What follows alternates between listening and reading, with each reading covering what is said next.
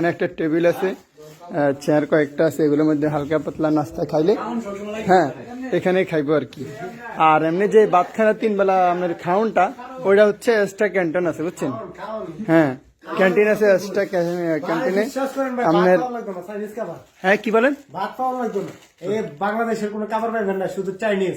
Chinese হ্যাঁ Chinese হ্যাঁ। 1 মাস কামো বাংলাদেশের ভিতরে, এই শরীর ভালো করতেছি না, চাইনিজ 1 মাস কামো আমার শরীর অন্যরকম হয়ে যাবে। ওকে ওকে হ্যাঁ ভাই, এখানে আসে আপনার কেমন লাগছে? এখানে এসে কেমন লাগছে? হ্যাঁ আপনার মনে করেন বাংলাদেশের ভিতরে থাকছে, আমার মনে হয় এই 20 বছর 22 বছরের ভিতরে কোনোদিন এরকম রুমে ঘুমাই নেই।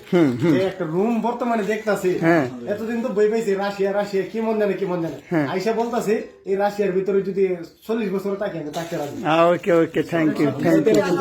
আলহামদুলিল্লাহ আলহামদুলিল্লাহ হ্যাঁ খুশি আছেন ওকে। তবে তবে সবাই সব